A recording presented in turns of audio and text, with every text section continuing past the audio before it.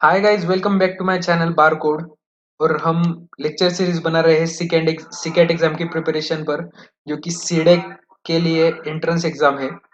तो इसके लिए हमारा जो टॉपिक चालू था वो है ऑपरेटर, और हम इन सारे ऑपरेटर्स के बारे में सीखने वाले हैं। सबसे पहला है एरिथमेटिक ऑपरेटर। एरिथमेटिक मतलब प्लस माइनस वगैरह। दूसरा है रिलेशन। रिलेशन मतलब कौन बड़ा कौन छोटा, वो वाला।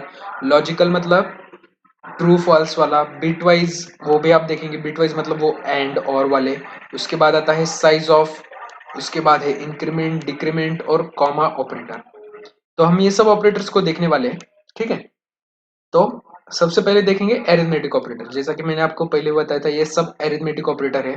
प्लस माइनस, एस्ट्रिक मतलब मल्टीप्लिकेशन, डिवीजन और मॉड्यूलस। मॉड्यूलस मतलब ये अपने को क्या देता है, रिमाइंडर देता है, ठीक है। रिमाइंडर।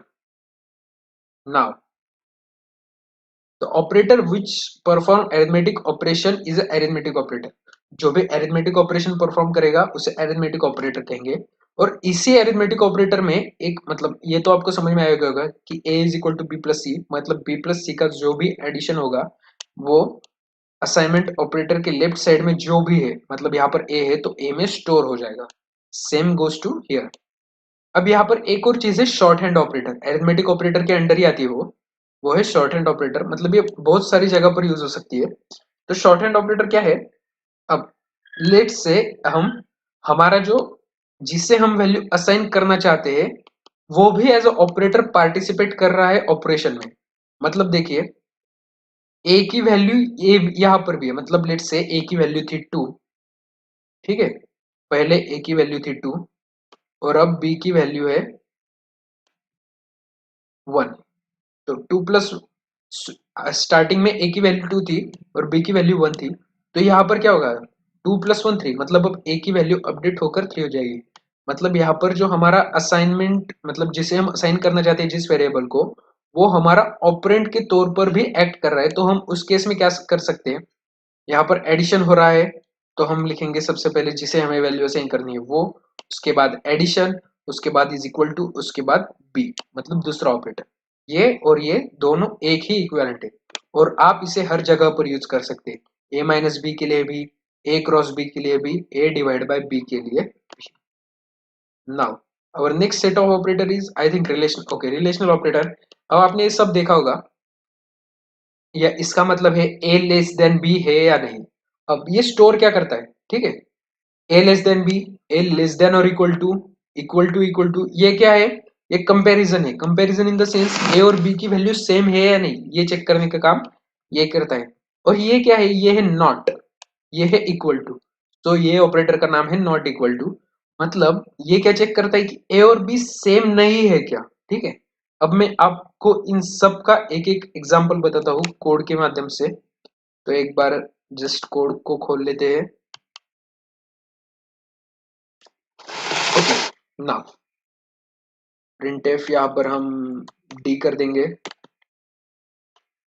अब मैं एक चीज कहता हूं कि लेट से 5 छोटा है 7 से। अब ये ट्रू है या फॉल्स है? अगर आप देखेंगे तो 7 तो 5 से बड़ा है, मतलब ये ट्रू है। तो फिर प्रिंट क्या होगा? तो प्रिंट ये होगा, अगर कोई भी स्टेटमेंट का जो आंसर आ रहा है वो ट्रू है तो प्रिंट होगा 1, और अगर फॉल्स आ रहा है तो प्रिंट होगा 0। ओके, तो यहाँ पर 7 5 से बड़ा है तो प्रिंट क्या होगा, 1 होगा। एक बार चेक कर लेते हैं। देखिए 1 प्रिंट हो गया। लेकिन अगर हमने इसका डायरेक्शन ही घुमा दिया, ठीक है, अब ये कंडीशन फॉल्स हो गई। फॉल्स माने मैंने क्या बोला, 0। तो अब ये क्या प्रिंट करेगा, 0। वैसे ही अगर ये दोनों सेम है क्या, डबल इक्वल टू का मतलब है कंपैरिजन, सिंगल इक्वल टू का मतलब है असाइनमेंट, मतलब इस वैल्यू को किसी और में डालना, और डबल इक्वल टू का मतलब है कंपैरिजन। 5 और 7 दोनों सेम है क्या, नहीं। तो हम जब भी इसे रन करेंगे तो हमें आउटपुट मिलेगा 0। लेकिन अगर मैं कहूंगा नॉट इक्वल टू 5, ये 7 के बराबर नहीं है, ये सच है क्या? तो हाँ, ये सच है। तो उसकी वैल्यू क्या आएगी, 1 आएगी, ठीक है। So this is how operators, relational operators are work. हम इसके लिए इसे लिख के चल सकते हैं। लेट से मुझे इसे चेक करने के लिए यूज किया जाता है, ठीक है। अब लेट से मुझे एक वेरिएबल लिखना है इंट ए, और मैं उसमें स्टोर करना चाहता हूँ 5 ग्रेटर देन 7 है या नहीं। ओके, मतलब अब ए में क्या स्टोर होगा? क्या ए में 5 स्टोर होगा? नहीं। क्या ए में 7 स्टोर होगा? नहीं। ए में स्टोर होगा इसका रिजल्ट 5 ग्रेटर देन 7 है या नहीं? नहीं है। नहीं है मतलब क्या? जीरो। अब जब भी मैं यहाँ पर ए लिखूंगा तो मुझे आंसर मिल जाना चाहिए zero. Let's check it out. Zero मिल गया। Okay, so this is how we perform all these relational operator things. I think it's clear now, क्योंकि इसमें ऐसा ज्यादा कुछ है नहीं कंफ्यूजन वाला thing. If true, then result is as 1. If not true, then as 0. Next जो हमारे ऑपरेटर है वो है लॉजिकल ऑपरेटर। लॉजिकल मतलब लॉजिकल एंड, लॉजिकल और लॉजिकल नॉट। इनका काम सिर्फ इतना है कि ये 1 को 0 कर दे और 0 को 1 कर दे, या फिर इनका जो आउटपुट होता है वो भी रिलेशनल की तरह ही 0 या फिर 1 होता है। जैसा कि अगर आपने लॉजिक गेट्स पढ़े होंगे तो आपको पता होगा, एंड एंड गेट में जब दोनों 1 होते हैं तभी आउटपुट 1 आता है। अगर एक भी 0 हुआ तो क्या होगा? आउटपुट हो जाएगा 0, राइट। वैसे ही और में अगर कोई एक भी नॉन जीरो रहा तो भी आउटपुट 1 आएगा, राइट। तो वो होता है और गेट। और लॉजिकल नॉट मतलब क्या? वो 1 को 0 बना देगा, 0 को 1 बना देगा। एक बार इन सभी के एग्जांपल्स देख लेते हैं। एक मिनट। ओके, प्रिंटफ का ही इस्तेमाल करेंगे सीधा। Let's say 0। अब ये लॉजिकल ऑपरेटर सिंगल एंड से काम नहीं करेगा, डबल एंड लिखना पड़ेगा, ठीक है। लॉजिकल ऑपरेटर मतलब double and percent. Single and percent का मतलब कुछ और होता है, उसका रिजल्ट कुछ और आएगा, ठीक है।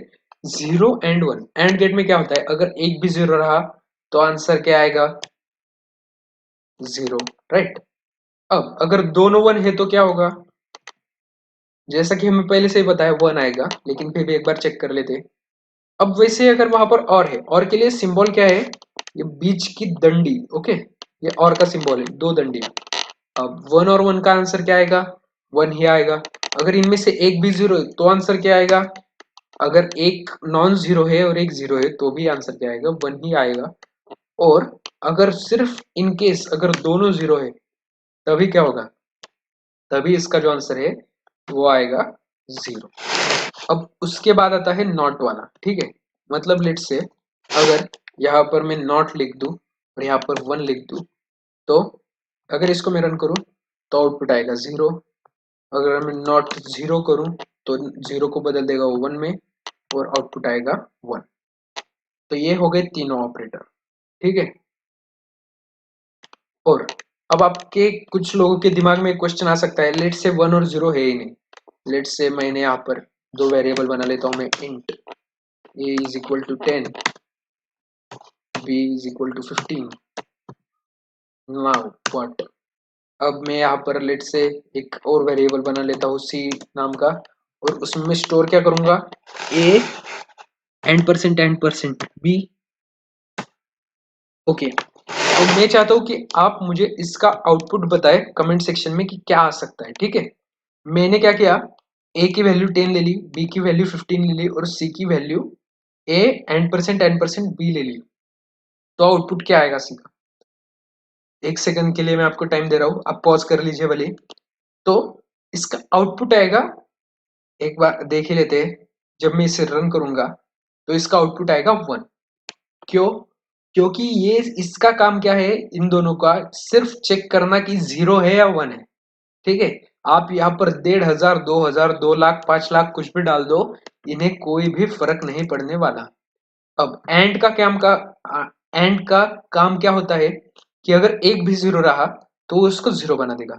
लेट्स से मेरा एक का जो वैल्यू है वो 10 ना होकर 0 है, ठीक है। तो 0 एंड कुछ भी आएगा तो उसका वैल्यू तो बाय डिफॉल्ट ही 0 हो जाएगा, ठीक है। लेकिन अगर दोनों में से एक का भी वैल्यू नॉन जीरो है, नॉन जीरो मतलब क्या? पॉजिटिव नेगेटिव सब कुछ सब चलेगा, हमें सिर्फ 0 नहीं होना चाहिए, तो उसका एंड आंसर क्या आएगा? हमेशा +1। ये हो गया। ये कौन से ऑपरेटर्स के लिए? लॉजिकल ऑपरेटर्स के लिए। और का भी वैसा ही सीन है। और में 0 कब होता है? और में 0 तभी होगा जब दोनों ही 0 होंगे, राइट। लेट से ये दोनों ही 0 है। अब हम इसे और करना चाहते हैं तो यहाँ पर और का सिंबल लगा देंगे। अब अगर ये ट्रू मतलब ये दोनों जीरो है तभी आउटपुट क्या आएगा, जीरो आएगा। अगर मैं इनमें से एक को भी नॉन जीरो बना देता हूँ, लेट से मैं ए को बना देता हूँ -10, तो इससे कोई फर्क नहीं पड़ने वाला, ठीक है। ये आंसर क्या देगा, 1 ही देगा। तो याद रखने वाली बात यह है कि अगर एंड के लिए अगर दोनों जीरो है, सॉरी अगर एक भी जीरो है तो आंसर हमेशा जीरो आएगा, वरना all other cases positive negative कुछ भी हो आंसर हमेशा 1 आएगा। और के केस में अगर दोनों जीरो है सिर्फ उसी केस में आंसर जीरो आएगा, बाकी सारे केसेस में आंसर आएगा +1। सो यही था लॉजिकल ऑपरेटर्स। आई होप आपको समझाओ। नाउ लॉजिकल ऑपरेटर के बाद आता है bitwise operator. Bitwise मतलब ये लॉजिकल एंड और बीट वाइज एंड के बारे में डिफरेंस ये है कि लेट से लॉजिकल एंड आपने डबल एंड परसेंट से डिनोट किया था, बीट वाइज एंड जो है वो सिंगल एंड परसेंट से डिनोट किया जाता है, ठीक है। अब लॉजिकल एंड मतलब क्या होता है, सॉरी बीट वाइज एंड मतलब यहाँ पर लेट से हमें 12 और 5 का एंड करना है, ठीक है, मतलब सिंगल एंड। तो हमें क्या करना पड़ेगा, उसे बाइनरी में कन्वर्ट करना पड़ेगा दोनों नंबर्स को। 12 को भी, 12 का बाइनरी नंबर ये है 1100 और 12 का बाइनरी नंबर है ये, just give me a moment, 1100। और 5 का जो बाइनरी नंबर है वो ये है 0101। अब हम जब इन दोनों का एंड करेंगे, 1 और 0 का एंड क्या आएगा, जीरो आएगा। कोई एक भी अगर जीरो रहा तो जीरो ही आएगा, दोनों जीरो है तो जीरो। एंड का वैल्यू 1 कब आता है, जब दोनों 1 होते हैं, तब दोनों 1 है तो यहाँ पर आ गया 1 और यहाँ पर आ गया 1 और 0 0। अब अगर आप इसे फिर से डेसिमल में कन्वर्ट करेंगे तो ये वैल्यू है 4 का, मतलब 12 और 5 का एंडिंग करने के बाद आंसर आता है 4। सिमिलर वे गोज फॉर और। डबल लाइन मतलब और लॉजिकल, और सिंगल लाइन मतलब और बीट वाइज। अब यहाँ पर 12, 15 और 13, ठीक है। 12 और 15, 12 को बना लिया, सॉरी 5 को भी बना लिया, उन दोनों का और करना है तो 1 और 0 1, 0 और 0 0, 1 और 1 1, 1 और 0 1। तो अगर आप इसे कन्वर्ट करेंगे तो आपका आंसर आएगा 13। इसलिए 12 और 5 का आंसर जो आया है वो है, और का आंसर वो है 13। अब उसके बाद आता है XOR का। XOR का क्या सीन है, अगर दोनों 1 रहे या फिर दोनों 0 रहे तो आंसर आएगा 0। अगर कोई भी एक भी 0 या फिर एक भी 1 है तो आंसर आएगा 1, ठीक है। अब जैसे कि यहाँ पर देखिए 0 और 1 मतलब दोनों अलग अलग है तो आंसर क्या आ गया 1। अलग अलग रहे तो आंसर आएगा 1, सेम रहे तो आंसर आएगा 0। 0 0 है, सेम है, इसलिए आंसर क्या आया 0। 1 1 है, सेम है, इसलिए आंसर क्या आया 0। 1 0 है, अलग अलग है, मतलब आंसर क्या आया 1। अगर आप इसको कन्वर्ट करोगे तो इसका जो आंसर आता है वो यहाँ पर दिख नहीं रहा, लेकिन अगर हम यहाँ से करें 2 का पावर 0 और 2 का पावर 0 1 2 3, 2 का पावर 3 मतलब 8, 8 और 1 9, मतलब ये जो है इसका आंसर आएगा 9, ठीक है। मैं आपको इसका PDF शेयर कर दूंगा, आप वहां से देख लीजिएगा। अब हमारा जो है वो एंड हो गया, और हो गया, XOR हो गया। अब हमारा बाकी है निगेशन, लेफ्ट शिफ्ट और राइट शिफ्ट। हम वो अगली स्लाइड पर देखेंगे। अब निगेशन क्या होता है, वैसे निगेशन का यहाँ पर इस वाले में दे रखा है, नहीं सॉरी नहीं दे रखा, आगे वाले में होगा, ठीक है। ओके निगेशन का है ही नहीं, लेकिन निगेशन का मैंने इसलिए नहीं लिया क्योंकि वो बहुत ही ज्यादा कॉम्प्लिकेटेड है। तो अगर आप यहाँ पर ध्यान से देखें तो निगेशन को हमें क्या करना होता है, अगर हमें बोल दिया कि ए का निगेशन निकालो, negation of a is equal to, तो आप सिंपली माइनस साइन लगाइए और ब्रैकेट में जिसका भी निगेशन निकालना है उसमें +1 कर दीजिए। लेट से आपको 5 का निगेशन निकालना है, 5 का निगेशन मतलब माइनस ऑफ ब्रैकेट में 5 + 1 6, तो वो क्या आएगा, 5 का निगेशन आएगा -6, 0 का निगेशन आएगा -1, -2 का निगेशन आएगा +1। I think it is clear और सिंपल। ये आपको सिंपली पूछ लेंगे या फिर कोई भी कोड स्निपेट में दे देंगे कि इसका निगेशन है तो इन तीनों के एडिशन वगैरह ऐसा कुछ भी, तो आपको यहाँ पर करते आना चाहिए। उसके बाद आता है लेफ्ट शिफ्ट और राइट शिफ्ट। ओके यहाँ पर ये थोड़ी सी गड़बड़ हो गई है, कोई दिक्कत नहीं, कोई प्रॉब्लम नहीं है, ओके। तो मैं यहाँ पर फॉर्मूला दोबारा लिख देता हूँ। मैं पीडीएफ जब भी शेयर करूंगा तो मैं आपको ठीक तरह से कर दूंगा। ये फॉर्मूला यहाँ पर गलत हो चुका है। एक बार मैं आपको लेफ्ट शिफ्ट और राइट शिफ्ट का कंसेप्ट बता देता हूँ, ठीक है।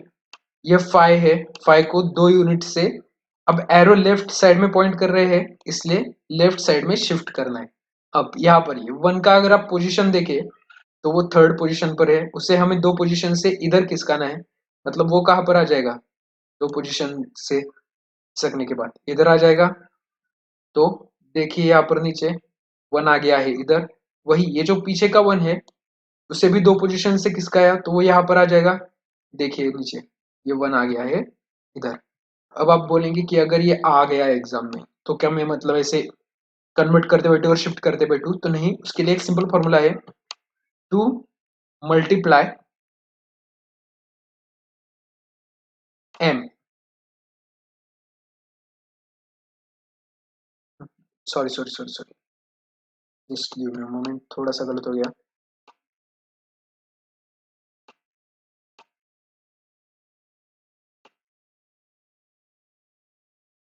m मतलब हमें जिस नंबर को शिफ्ट करना है उसे हमें मल्टीप्लाई करना पड़ता है 2 to the power n से।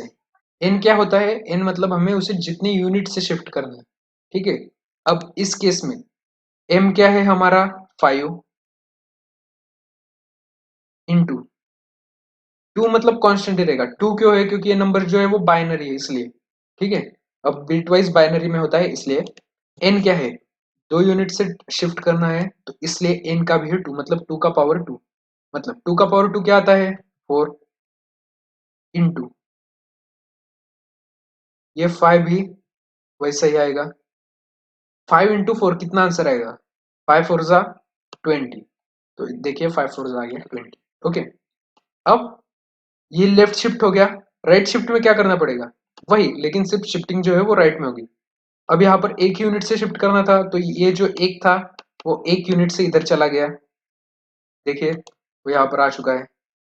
और इस एक को कहीं पर जाने के लिए जगह ही नहीं थी तो ये क्या हो गया, ये डूब के मर गया, ठीक है। तो ये डूब के मर गया तो इसकी जगह खाली हो गई और यहाँ पर आ गया 0, मतलब वो अब एक अब एग्जिस्ट ही नहीं करता। तो अब हम चेक करेंगे कि क्या ये फॉर्मूला से सही आता है या नहीं। यहाँ पर हमें उन्होंने आंसर दे रखा है 2। अब इसका जो फॉर्मूला है वो है m divide by 2 to the power n। इस केस में m क्या है जिसे हमें शिफ्ट करना है, इस केस में था वो 5, राइट, डिवाइड बाय 1, 1 से शिफ्ट करना है इसलिए 2 to the power 1। अब अगर आप इंटीजर का देखोगे तो 5 डिवाइड बाय 2 कितना आता है, 5 डिवाइड बाय 2 आएगा 2 2 ज़ा 4, मतलब दोनों इंटीजर है इसलिए वो पॉइंट में नहीं लेके जाने, 2.5 तक नहीं ले जाएगा, मतलब 2.5 आंसर आएगा। लेकिन क्योंकि दोनों ही इंटीजर है तो इसलिए वो काम करेगा नहीं वैसे, ठीक है। मतलब ये जो 0.5 है आखिर का ये कुछ काम का नहीं है, मतलब क्या है answer 2। So this is what left shift and right shift. I hope आपको ये समझ में आ गया होगा। हम आगे बढ़ते हैं। उसके बाद आता है स्पेशल ऑपरेटर। स्पेशल ऑपरेटर क्या है, साइज ऑफ। जैसे कि अगर हमें किसी भी वेरिएबल, हमें हमें सिर्फ पता है, हमें सिर्फ वेरिएबल दे दिया है लेकिन हमें पता नहीं कि वो वेरिएबल कितना साइज मतलब ऐसा यूज कर रहा है, ठीक है। अब हमें पता है कि इंट का साइज होता है 2 बिट वगैरह वगैरह, लेकिन जो यूजर डिफाइंड डेटा टाइप होते हैं यूनियन वगैरह, अब वो यूजर खुद बनाएगा ना, तो जब वो बना लेगा पूरी तरह से तब उसका साइज डिफाइन होगा, राइट। उसका साइज पहले थोड़ी पता, और जिसने वो बनाया उसको ही उसका साइज पता होगा। लेट से मैंने बना लिया लेकिन आपको उसका साइज नहीं पता कि वो कितना साइज कंज्यूम कर रहा है, तो आप उसका साइज कैसे पता लगाओगे, तो आप इस साइज ऑफ ऑपरेटर का यूज करोगे। इसमें स्पेस नहीं होता बीच में, तो कैसे निकालना है साइज ऑफ वेरिएबल का नाम। और फॉर एग्जांपल ये कैर टाइप का वेरिएबल है तो इसका आउटपुट क्या आएगा, कैर 1 बाइट की साइज कंज्यूम करता है इसलिए इसका आउटपुट आ गया 1। अब जैसे कि इंटीजर के लिए फॉर्मेट स्पेसिफायर होता है %d, फ्लोट के लिए होता है %f और कैरेक्टर के लिए होता है %c, वैसे ही इस साइज ऑफ ऑपरेटर के लिए जो फॉर्मेट स्पेसिफायर है वो है %u। अल्दो %d भी यूज हो सकता है लेकिन वो कई सारे कंपाइलर्स में वार्निंग देता है, कई सारे कंपाइलर समझ जाते हैं कि ठीक है कोई दिक्कत नहीं, तो कंपाइलर टू कंपाइलर वेरी करता है। लेकिन अगर मतलब जो लिखा है, जैसे कि भगवत गीता में कुछ लिखा होता है या फिर बाइबल में कुछ लिखा होता है वही सत्य है, तो उस सत्य के हिसाब से मतलब जो भी सी की बाइबल है उसमें क्या लिखा है कि परसेंट यू जो है उसे यूज करना है साइज ऑफ ए के लिए। ठीक है, सॉरी फॉर डिस्टरबेंस गाइस, वो कुछ ज्यादा ही मतलब अपलोड वगैरह में ज्यादा स्ट्रक्चर ये हो गया था। तो यहाँ पर वो जो लेफ्ट शिफ्ट राइट शिफ्ट वाला था, मैंने उसका फॉर्मूला ठीक कर दिया है, यहाँ पर आप देख सकते हो। ठीक है, तो हमारी जो स्लाइड अभी चालू थी, ये स्पेशल ऑपरेटर हमारा हो चुका है। उसके बाद इंक्रीमेंट और डिक्रीमेंट ऑपरेटर, मेनली दो टाइप के इंक्रीमेंट और डिक्रीमेंट ऑपरेटर होते हैं, एक होते हैं प्री टाइप के, एक होते हैं पोस्ट टाइप के। अब उनमें भी क्या टाइप है, pre increment, pre decrement, post increment, post decrement. Increment मतलब क्या, प्री मतलब क्या पहले लगाएंगे, और इंक्रीमेंट मतलब प्लस प्लस। ठीक है, तो प्लस प्लस है मतलब प्री इंक्रीमेंट, माइनस माइनस है मतलब प्री डिक्रीमेंट। ठीक है, वैसे ही बाद में किया, मतलब कोई भी ऑपरेशन अगर चल रहा है तो काम क्या करेंगे, बाद में करेंगे, तो उसको बोलते हैं पोस्ट, मतलब प्लस प्लस बाद में लगेगा और माइनस माइनस भी बाद में लगेगा। ठीक है, अब अगर आपको इसे समझना है तो आप इसे इस तरह से समझिए। ठीक है, फॉर एग्जाम्पल मैं आपको यहाँ पर एक कोड करके बताता हूँ, उसके लिए सिंपल, लेट से ए की वैल्यू मैं रखता हूँ 10। ओके, ए की वैल्यू 10 रख दी, इसका कोई काम नहीं है। उसके बाद हमें क्या करना है, हम पहले इस्तेमाल क्या करते हैं, प्री इंक्रीमेंट करते हैं। अरे sorry sorry sorry, pre increment मतलब क्या, हम ए को बढ़ा देंगे, ये बढ़ा दिया ए, और कितने से बढ़ता है ये हमेशा, इस प्री इंक्रीमेंट और पोस्ट इंक्रीमेंट में एक से ही बढ़ेगा या फिर एक से ही कम होगा। ठीक है, तो उसमें कोई कंफ्यूजन नहीं रहना चाहिए, कितने से बढ़ेगा तो एक से ही बढ़ेगा, लेकिन क्वेश्चन क्या है कि बढ़ेगा कब, और ये बढ़ने के बाद स्टोर किस में होगा, तो स्टोर तो ए में ही होगा, लेकिन बढ़ेगा कब। अब ये क्या है, प्री इंक्रीमेंट है, तो प्री इंक्रीमेंट में क्या होगा, मैं चाहता हूं कि आप मतलब 10 से 11 होगा ये तो कंफर्म है, लेकिन क्या ये 11 यहाँ पर प्रिंट होगा या नहीं, ये क्वेश्चन है। तो आप जाइए कमेंट सेक्शन में कमेंट कीजिए, आपको क्या लगता है कि क्या प्रिंट होगा, 10 प्रिंट होगा या 11 प्रिंट होगा। मैं यहाँ पर रन करके दिखाता हूँ, मैं आपको आंसर बताने जा रहा हूँ, अगर आप सोच रहे हो तो पॉज कर लीजिए वीडियो। तो इसका जो आंसर आएगा वो होगा 11। कैसे, क्योंकि ये प्री है ना, ये काम पहले ही कर लेता है, मतलब अब इस ए को पता था कि हमें इस इंस्ट्रक्शन में पार्टिसिपेट करना है, यहाँ पर जो भी मतलब कार्यक्रम होने वाला है उसमें, तो इसने क्या किया, पहले ही उसे प्री करना था, मतलब उसे इंक्रीमेंट करना था, ये तो पता था, तो उसने क्या कर लिया, जाने से पहले अपना सारा काम निपटा लिया, अपने आप को बढ़ा लिया, मतलब अब ए की वैल्यू कितनी है, 11। ठीक है, मतलब लेट से उसके पप्पा ने उसे बता दिया था, अब हमने उसे बता दिया है कि तुझे भाई 10 से 11 होना है, लेकिन कब होना है, इंस्ट्रक्शन के पहले या इंस्ट्रक्शन के बाद में, इंस्ट्रक्शन से पहले। तो उसने क्या किया, 10 से 11 इंस्ट्रक्शन एग्जीक्यूट होने से पहले हो गया, और जब इंस्ट्रक्शन एग्जीक्यूट हुई तब वो हो गया 11। ठीक है, सिमिलरली अगर हम उसे ऐसे बताते कि तुझे 10 से 11 करना है, लेकिन कब, पोस्ट बाद में, मतलब यहाँ पर प्लस प्लस बाद में आएगा, तब क्या होगा। अब मैं चाहता हूँ कि आप बताएं कि इसका आंसर क्या आएगा। ठीक है, अगर अब मैं इसे रन करूंगा तो 11 तो होगा, लेकिन वो दिखेगा नहीं। क्यों, क्योंकि 11 हुआ, लेकिन कब हुआ, ये इंस्ट्रक्शन एग्जीक्यूट करने के बाद हुआ, ए की वैल्यू 11, और उसके बाद ए की वैल्यू को हमने कहीं पर प्रिंट ही नहीं किया, मतलब ए की वैल्यू जो है ये इंस्ट्रक्शन खत्म होने के बाद 11 होने वाली है, लेकिन यहाँ पर ए की वैल्यू क्या थी, 10, इसलिए 10 प्रिंट हो गया। लेकिन अब करंटली ए की वैल्यू क्या है, उसके लिए हम एक और प्रिंट एफ लगा लेते हैं। लेट्स सी, यहाँ पर हमने लगा दिया प्रिंट एफ, ए प्लस प्लस नहीं करना है, अब सिर्फ ए रखना है। ठीक है, यहाँ पर करा दिया रन। ओके, एक मिनट में स्लैश एन लगा लेता हूँ, मतलब ये नई लाइन पर आ जाएगा, बैक स्लैश एन, नई लाइन पर आ गया। तो देखिए यहाँ पर हमने इंक्रीमेंट करने को उसे बोल दिया था, लेकिन वो यहाँ पर इंक्रीमेंट हुआ नहीं, क्योंकि वो क्या था, पोस्ट था, मतलब वो बाद में होने वाला था, तो वो बाद में हो चुका है, और हम यहाँ पर देख सकते हैं कि उसकी वैल्यू 11 हो चुकी है। So this is what pre increment and post increment. I hope this is clear for you, अगर कोई भी डाउट है तो कमेंट सेक्शन में पूछ लीजिए। उसके बाद आता है कॉमा ऑपरेटर। कॉमा ऑपरेटर मतलब क्या, सबसे पहले आएगा वेरिएबल का नेम दे देंगे, उसका डेटा टाइप भी देंगे ऑफ कोर्स इसके पहले, is equal to first argument, second argument, third argument. Let's say अब यहाँ पर मैंने एक एग्जांपल लिया है, ए में ब्रैकेट में 2 3 4 5 6 7 8 9, ऐसे कितने भी हो सकते हैं, ठीक है। अब एसोसिएटिविटी जो होती है वो लेफ्ट से लेके राइट तक होती है, मतलब पहले लेफ्ट की वैल्यू स्टोर होगी, उसके बाद वो राइट राइट में चले जाएगा। सबसे पहले क्या है, 2 है, तो ए में सबसे पहले स्टोर होगा 2, ठीक है। ए में स्टोर हो गया 2।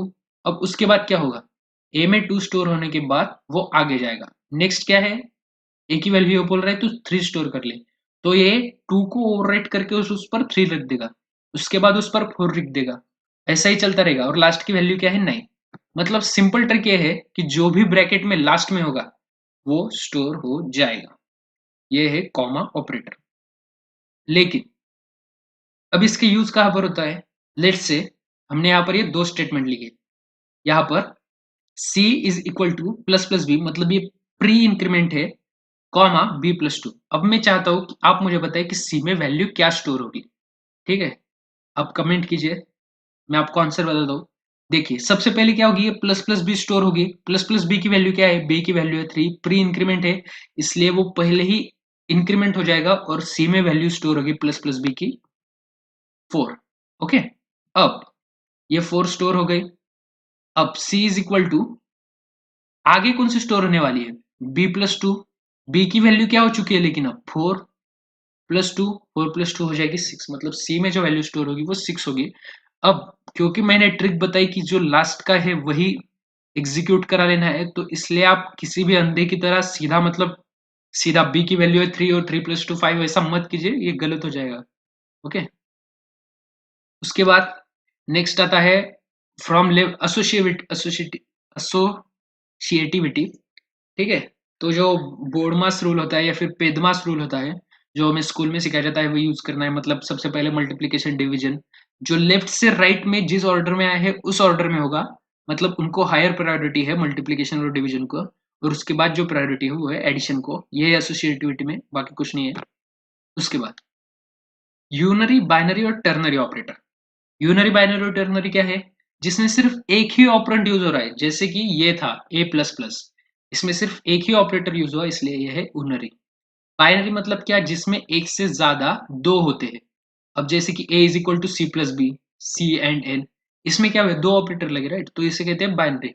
और टर्नरी मतलब जिसमें 3 ऑपरेटर यूज होते हैं, जैसे कि यहाँ पर एक कंडीशन देंगे हमें, ठीक है। ये इफ एल्स के स्टेटमेंट में मैं आपको फिर से सिखा दूंगा ये टर्नरी ऑपरेटर का, क्योंकि वहां पर इसका ज्यादा सेंस बनेगा। लेकिन यहाँ पर मैं आपको सिर्फ एक बता देता हूँ, कंडीशन देंगे। लेट से फॉर एग्जांपल सचिन नाम का एक लड़का है, और वो पूछेंगे कि वो लड़का 18 साल से ज्यादा है या नहीं, ठीक है। तो 18 साल से अगर वो ज्यादा होगा तो वो क्या बोलेंगे उसे, कोड 1 में लिखा होगा तू वोट कर सकता है अगर 18 साल से ज्यादा है, ऐसी कंडीशन है। और ये पूछा है 18 साल से ज्यादा है क्या, उसने बोला हाँ, तो वो क्या बोलेगा, हाँ भाई तू वोट कर सकता है, तो वो कोड 1 जो होगा वो एग्जीक्यूट होगा, उस पर कोड 1 लागू होगा। लेकिन अगर उसने बोला नहीं, तो ये कोड 1 को स्किप करके सीधा इधर आएगा, और वो क्या बोलेगा, नहीं भाई तू वोट नहीं कर सकता। I hope this is clear to you guys, ये इफ और एल्स स्टेटमेंट में ज्यादा सेंस बनाएगा। इसके आगे हम क्या पढ़ने वाले हैं, इसके आगे हम पढ़ेंगे control structure, sequence control, decision control और loop control. So for this video this is it guys. अगर आपको कोई भी डाउट है तो कमेंट सेक्शन में पूछिए, लाइक करें इस वीडियो को, सब्सक्राइब करें मेरे चैनल को, और आपके दोस्तों के साथ शेयर कीजिए जो भी सी कैट की प्रिपरेशन कर रहे हैं। Thank you, bye bye.